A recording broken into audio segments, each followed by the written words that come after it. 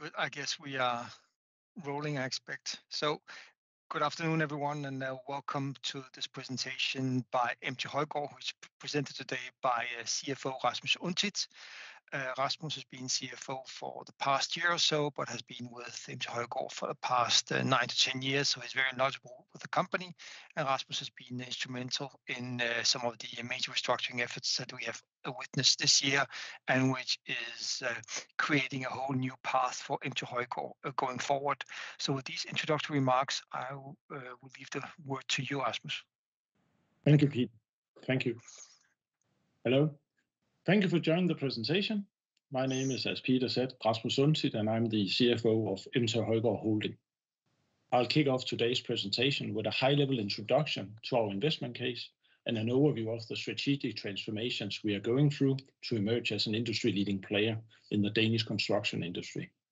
I'll then highlight our core focus areas and provide a snapshot of current trading before taking any questions. Let's flip to slide 2. Profitable growth in challenging markets. So why is a Danish construction company an interesting investment case in the tough markets we all face with inflationary pressure, higher interest rate, and increased uncertainty? Well, MT Højgaard Holding has been around for more than 100 years, and we are on track to deliver the 5th year in a row of growth and improved profitability in our Danish core business. We have successfully navigated COVID-19 and mitigated the impact of our industry of severe macroeconomic shock in the wake of the pandemic and the war in Ukraine. We have delivered a solid performance while spending considerable resources on building a new, leaner and more focused group. These efforts have included several divestments and restructuring of our core business in Denmark. We have already seen good results from the restructuring efforts, and we have taken important steps this year to even to further sharpen our group profile. Our key competences and core focus areas are now well defined, and we have established a unique position of strength in carefully selected parts of the Danish market, which are less sensitive to macroeconomic volatility. We are continuing this path to drive stable performance and reduce risk exposure even further. The strategic target is clear for us, and we are making progress every day towards becoming a pure-play construction and civil works company with a leading position in the Danish market. We see interesting perspective and growth opportunities for our business units and a strong outlook for MT Højgaard Holding in the years ahead. And we are pleased to report that we have built a solid foundation for pursuing these opportunities through stepwise improvements of our cash flow and balance sheet. Please turn to slide 3. So, MT Højgaard Holding today. Our history dates back to 1918 and includes a number of landmark construction and infrastructure projects in Denmark and abroad. Today, our group is comprised of around 2,500 employees and 3 business units focusing on the Danish market. MT Højgaard Denmark is our largest business unit covering construction projects, civil works, and infrastructure. Our other large business unit is Inga and Petersen, covering construction projects and holding a very strong position within refurbishments and a solid foothold in building services. The third unit is MT Højgaard Property Development, which is focused on developing, specifying, and realizing sustainable commercial and residential projects. This is our Danish core business, which we have grown profitably for 5 years in a row and is expected to reach in the range of 9.5 to 10 billion Danish kroner this year. The operating profit before special items has improved step by step, and we are aiming for a level of 400 million this year, corresponding to a margin of approx 4%. It's key for us to emphasize that we want to continue to grow the business, but we are focusing more on profitability improvements than over top line. We want to maintain the momentum and build on the progress we have made in recent years, and I'll highlight 4 focus areas that are central to realizing this ambition. I'll get back to these points shortly. Let's proceed with slide 4, please. So, strategic transformation. The blueprint of our group today is a result of a series of strategic decisions, divestments, and restructuring activities in recent years. And we are not done yet. Looking back a few years, we have streamlined the group through divestment of business unit within technical installation and leasing of equipment. And most recently, we sold off the modular building company Scandibygg and the company Set with activities in Portugal and Africa. These divestments are made to streamline our business and ensure that we are spending our management and financial resources in areas where we have a competitive advantage and prospect for further profitable growth. After the divestment of Set, we are in the process of divesting the remainder of our international business in Greenland and the Faroe Islands to further reduce complexity and risk. This means the international business is now classified as discontinuing operations, enabling us to focus entirely on the profitable Danish activities. Let's take a look at the Danish core business on the next slide. Slide 5, please. So the Danish core business. The Danish core business has generated growth and lifted earnings for 5 years now, and we have improved cash flow, return on invested capital, and other financial ratios during the last year. A fair share of the progress has been made on the back of a strong turnaround effort in our business unit, MT Højgaard Denmark, supported by a stable and high level of performance in the 2 other business units. This has been the case during COVID-19 and the current slightly depressed economic cycle in the Danish construction industry. We have a broad foundation with 210 current construction and civil works projects. The geographic distribution is good, and we have a great mix of small, mid-sized, larger, and a few major projects. Adding to that, we have more than 2,000 service assignments contributing to the stability of our total portfolio. We are proud to say that we are the market leader within multi-year strategic construction partnership with large customers, and we have a strong position in other collaborative projects, refurbishment, infrastructure, sustainability, and construction works in general. The Danish core business is well positioned today with a high order backlog, a promising project pipeline, skilled leaders and employees, as well as a strong exposure towards the most attractive parts of the market in terms of growth perspectives. Over the last year and a half, we have spent a lot of resources on strategic restructuring. We sold the company Scandibygg and are now parting with the business unit MT Højgaard International. This restructuring has taken its toll on the group results, but we have now reached the core of our business. We are now able to focus entirely on developing our core business, which still holds potential for improvements. And new strategic initiatives will contribute to the strengthening of MT Højgaard Holding and our ability to continuing delivering profitable growth. Please turn to slide 6. On the next couple of slides, I would like to highlight some of the most important strategic focus areas and how they impact our approach to the market and the prospects for future profitable growth. One key focus area and stronghold for us is strategic partnerships and integrated cooperation projects. We're the leader in this area in Denmark with years of experience for multi-year strategic partnerships with several large council housing organizations and public developers. Under these agreements, we cooperate closely with developers and other advisors in a portfolio of projects. In addition to the fully fledged partnerships, we have entered into large-scale framework contracts, dialogue-based and phased tenders, and we see an increasing number of projects with early involvement as well. 35% of group revenue was generated from partnerships and other cooperation projects in the first 9 months of 2023, and we have won new tenders in municipalities, bringing the number of strategic partnerships agreements to 8. These types of collaborations ensure a higher level of robustness and contribute with increased stability and visibility. It is simply a great way to ensure efficient construction processes delivered on time, on budget, on scope. And it reduces the risk of conflicts. We have actually never been involved in a dispute in a partnership or cooperation project. Another key focus area is the civil works and infrastructure part of our business in MT Højgaard Denmark, which provides the diversification of our portfolio to build greater resilience and stability in challenging markets. We want to expand further in this area after solid growth recent years. This was most recently illustrated by the 25% growth rate delivered in the first 9 months of the year and subsequent signing of one of the largest waterworks contracts in Denmark, the landmark expansion of the port of Rønne on the island of Bornholm. During the third quarter, we were pleased to book new orders for the Danish Road Directorate and utilities company Din Forsyning Varme. We continue to see solid demand driven by the green transition, energy projects, infrastructure, and waterworks. On this note, please jump to slide 7, please. The next focus area I will point out is our building service activities. We have put greater emphasis on this area due to its relatively recession-proof nature and stable contribution to revenue and earning across economic cycles.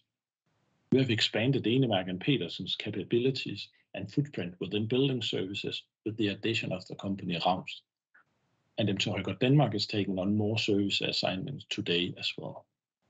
The area is gaining traction as planned with more than 2,000 service assignments across the group. Another area that has been gaining traction recently is sustainable construction and refurbishment.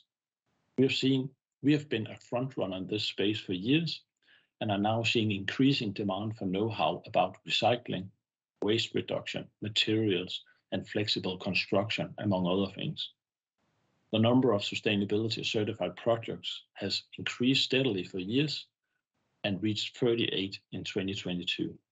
Today, sustainability is a key topic in conversation with developers. Tomorrow, it will be completely integrated as a natural part of all projects. With this perspective of the 4 focus areas, please turn to slide 8, please. So, current trading. I'll not spend too much time on the details of our results for the first 9 months, but simply provide a brief snapshot here.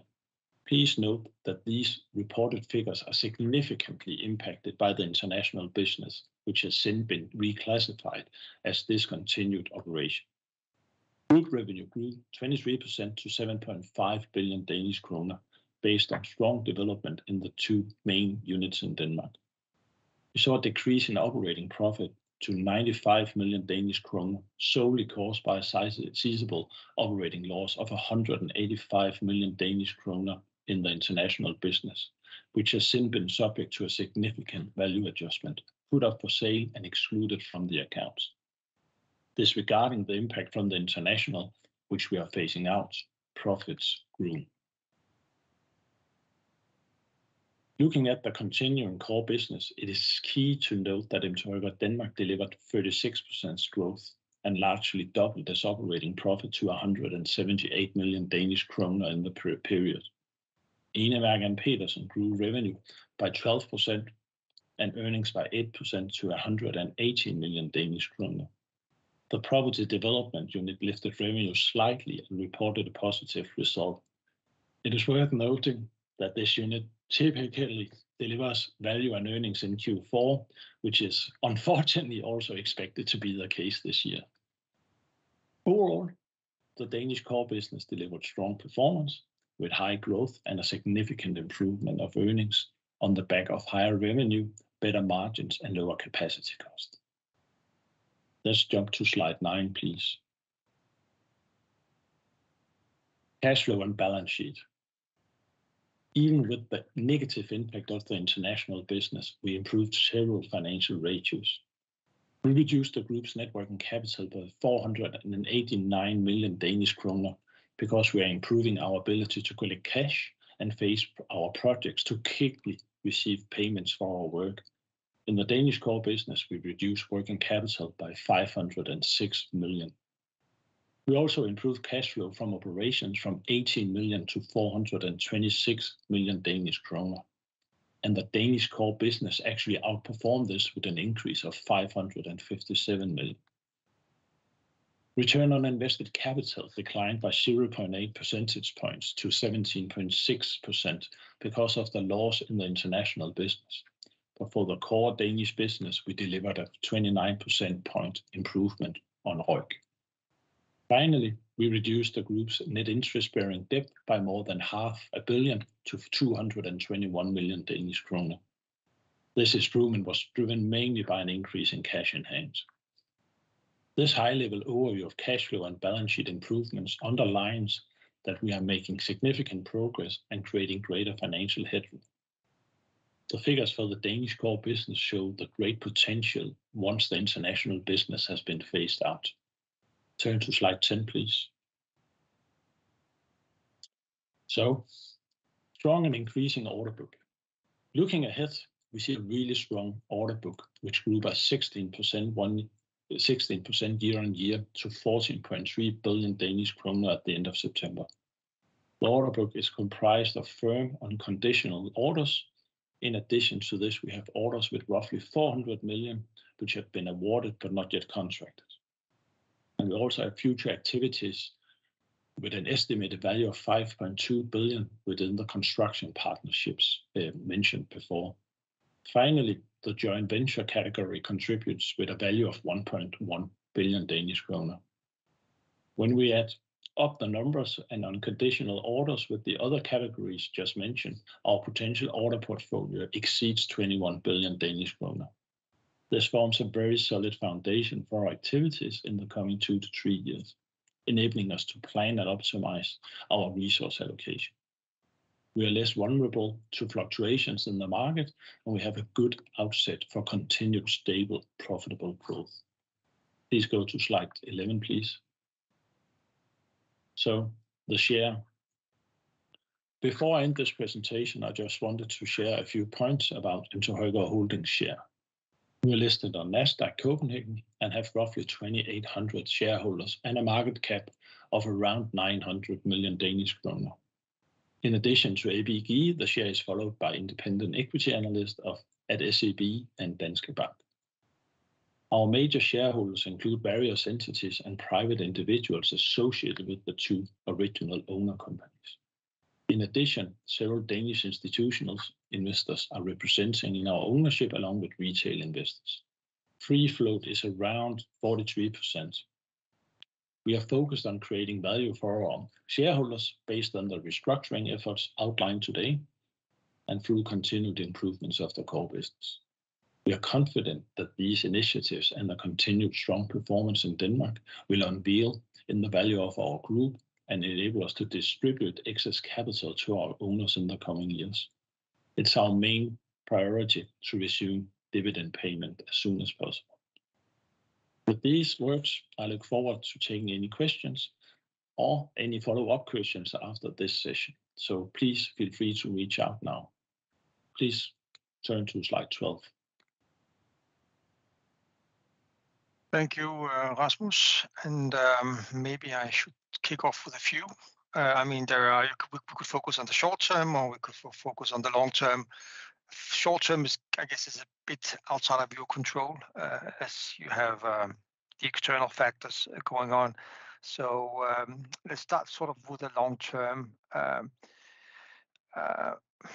Clearly, I just want to know, you have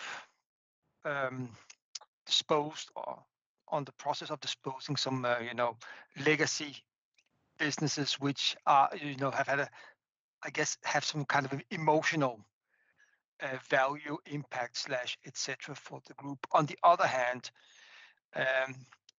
I guess there are also a couple of your very strong divisions, which may also have seen the other divisions as sort of a drag to the overall group performance. So my question is, how has this been perceived internally? And how do you see this impacting sort of the motivation and the whole operations of your core Danish divisions? Because I think this could have a potential impact for the way that you will perform once the whole macroeconomic situation turns around. Yeah, thank you, Peter. It's been it's been a long journey using IFRS and setting the international business up for sale and selling SET and also Scandibug. You have to understand that SET is a company we have owned since 1933, but we had to look at it from a strategic value and an economic value, and it was simply not providing either strategic or financially. Therefore, we had to put it up for sale. We were not the best owner. So what we have been doing is we have taken a lot of legacy entities, which have been with the company for years, and put them up for sale. It's been tough, but we had to do it. The good thing is that the money we will get, or the focus, will now be solely on the Danish business. So in that sense, it actually brings us together as a group. So we're very pleased with it, that it's been received very positively, because it's not that fun having a loss in a unit of 185 million, as we've seen in the international business, because that money will actually limit the growth in the Danish business. So overall, it's been perceived very well. And during your presentation, that you actually said you are not finished yet. Did you sort of refer to the fact that you have not completely sold off the international operations, or should we see that as you have appetite for some more? And if you do, what could that be? Yes, we have put up, according to discontinued business in Greenland and the Faroe Islands, and we are in the process of selling it.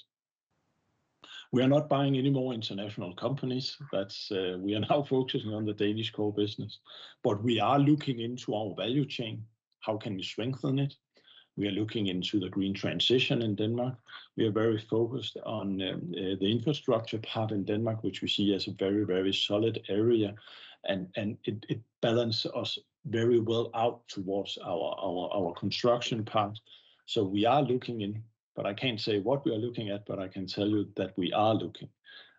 I don't think we are going to make a big bang. We're going to do it increment and put in value into the existing business. And perhaps we could end up looking in the group and see, could something be carved out and be put in a separate division. Everything at the moment is in play. But we have a plan, and I would love in a later stage to tell you a little bit more when it's more solid and I can communicate it. Thank you. It's not a secret that you had sort of a troubled past. Yes. Have you gotten any feedback from some of your clients, potential clients that have not used you, but may be looking forward to interact with the future, or any sort of feedback from the client side of what you have been doing here, and whether it has their view on you has sort of turned into more positive, and let's say looked at you as a more not reliable but potentially more attractive partner. So I know there are different. The individual companies are running as they should, but nevertheless, there is a perception at the group level. So just to get some feedback on that. Some of the feedback I got was finally you realized that you weren't the ideal owner of the international companies. And they said you have had so much heart, and it's nice that you also use your brain now and actually go in and create value where you really can create value. Because when you look at it, the Danish market, there's so many possibilities in the Danish market.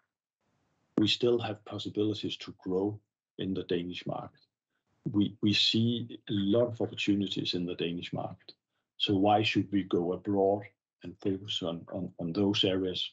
So a lot of positive, but also people said that it's legacy, it's your culture, it's part of your tradition that you're selling, for instance, the set business, but also the business in Greenland, which has been with the company for many, many years.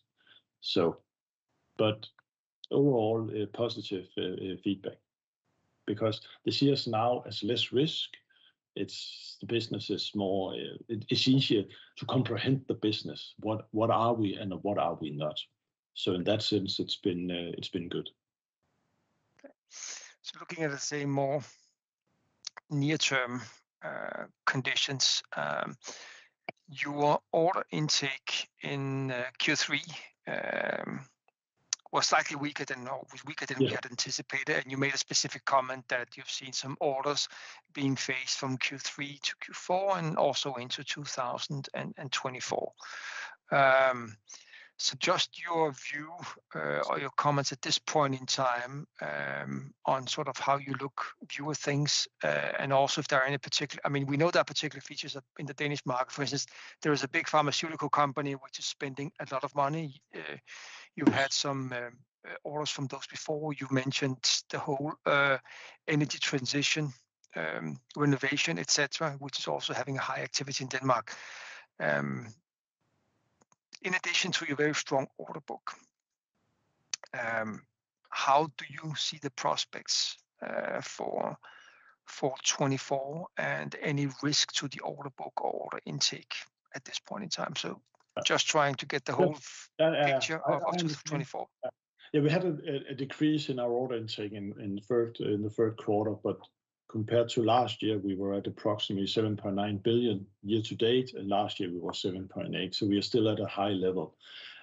Since we have such a strong order book, we are very careful when we go in and see where should we spend our money and our time and our resources. So that's actually a reflection of that. And we have seen a growth. We have been growing and growing and growing, and sometimes it's good just to take a breather. And also there's a lot of really interesting projects in the pipeline, and we would like to be able to go in and bid on them or cooperate on them. We are in such a good situation that we have order coverage for the next 12 months of approximately 82% for the group. And that's very, very nice. This means that we can be selective, and we are. You mentioned the big there's a big pharmaceutical company. Yes, of course, we are looking into that. The green transition, the energy transition, everything, we're looking into it. But in terms of the infrastructure, we are not ready now to go in and do the really, really big projects. We're taking it step by step, increment we are building on from project to project. So it's stabilized and we can control it, because we don't, with our history, want to go into a situation where we have a direction now. And this means that now we are working with the speed, and we're taking it nice and calm, but we have the direction. We know where we are going. We want a strong construction and we want a strong civil works division, because those two balanced will create a good company. Then we have the PD, product development, which is in this market a little bit challenged, but it makes good synergies to the other two business lines: construction, refurbishments, and civil works. I hope that was answering. Yes, you sound pretty confident on the prospects for next year.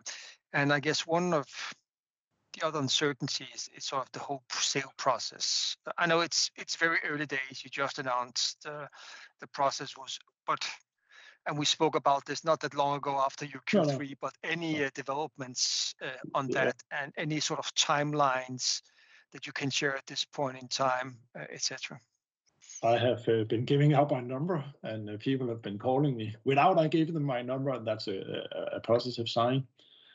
We have put it up for sale, and according to IFRS 5, we have an obligation to sell it within 12 months, and we are working hard on it.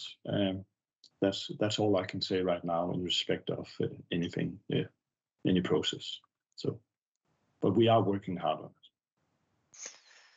Good, Rasmus. The time has actually come to a stop, or at least 30 minutes have gone. But nevertheless, you gave a good impression that MT Højgaard, as we see it today, is a completely different company than it was just 12 months ago, and with much better financial strength, flexibility, and you've shown a good path forward. So all in all, it does bode well for the company, and I guess also the share, which you alluded to, as soon as some of these results sort of get more clarity in the numbers. So thank you very much for being with us here today. Thank you. Have a good day. Bye-bye.